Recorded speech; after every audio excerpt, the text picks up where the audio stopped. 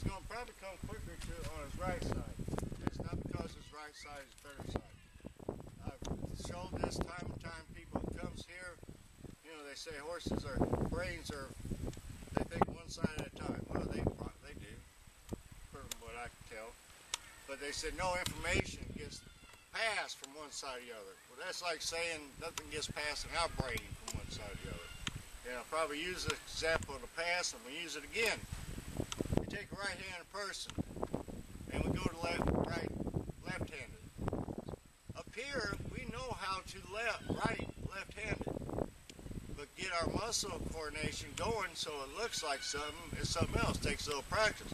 But if we practice with it, we learn how to pick up how to write left-handed quicker than we did from the beginning, how to write right-handed.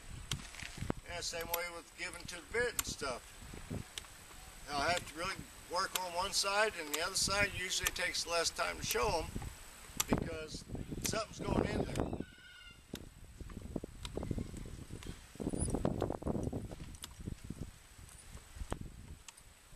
Grab him again.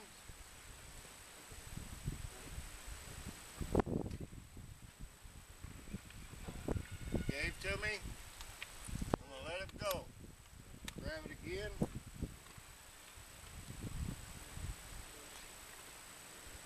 Give it to me. Let it go.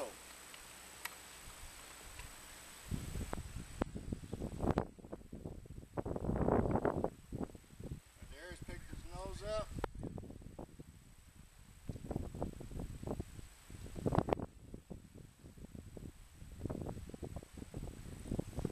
Drops his nose and I let him have it.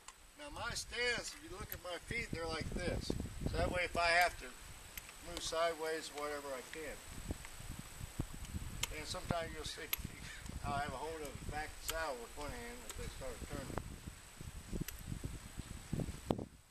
So this is what I'll be doing here for I don't know how many days or however fast he picks it up. Also, I'll do this way to get him on the vertical. He's not quite ready for it, but I'm going to go ahead and show it.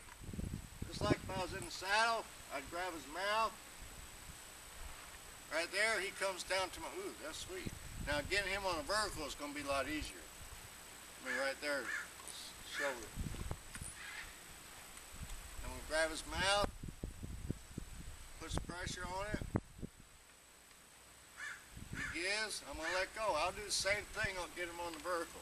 In other words, when I climb on Kingston, he's going to know what that bit is. So if he gets a little bit crazy, I can pick up his nose or grab his face or do something. He'll stop or do whatever I ask him. And if, y'all be seeing the first ride on this, on him, because I'm going to go through all the processes. You know, I'm not going to keep showing what I do day in, day out like this stuff. I'm just showing you what I do. And the other way is ground driving. Ground driving. I do it with some horses, especially the really forward moving horses. I'll ground drive them, but I prefer not to. The reason being, think about it. When you're ground driving that horse, yes, you're teaching them left, right, stop, back up, and heck, I teach horses side pass and everything with my driving reins from the ground. But the thing of it is, you don't teach that horse how to flex that neck. You teach them what that bit means, how to get used to the pressure of the bit. But Blitzy's a good scenario. You know, Diane did a good job with her. That's a little gray hair on ground driving her. But she works like a driving horse. She wants to keep that neck rigid. Of course, now she's getting flexed, and I'm so happy with that, Mary. You just don't realize. But anyway, so that's why I don't like ground driving much, because you teach your horse how to be stiff through the body. You know, you get them on the vertical because, you know, you're right there, but really get a nice bend to them and soft through the neck, you can't do it with driving reins. I mean, that's in the old school, old cowboys, farmers, they got their riding horses and their harness horses. There wasn't very few in between, because, you know, a riding horse, they give, like in my instance, my riding horses wouldn't be heck good for buggy, because, well, Smokey's a prime example. I was going to teach him how to drive, pull a cart, wagon, and he felt them shafts hit him on the side, he wants to move away from them, you know. And yeah, I could have taught him how to drive, but I ain't ruined my good riding horse just to get him to drive. You know, I use my legs on him a lot. So that's what we'll be doing. You know, these are just some simple ways how to get him started, and it is this simple. A day or two of this, and he'll be given that bit, and then from there, you know, I can start working on getting in the saddle.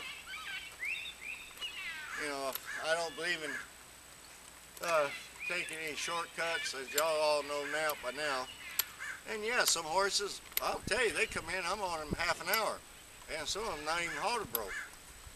Some horses like him, you know, I know what I want before I get on them, and that's what I want.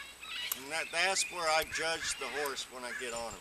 It's not how long they've been in training, is what they're doing at that time. And some horses, you know, because of their nature, there's actually a more giving horse, and I get it done. Oh yeah, I can climb on any horse and cowboy it, but that's not me. So anyway, these just little tips, easy to follow, easy to do, but they go a long way, and this is the first step. So, as I say, be true to your horse. They'll be true to you.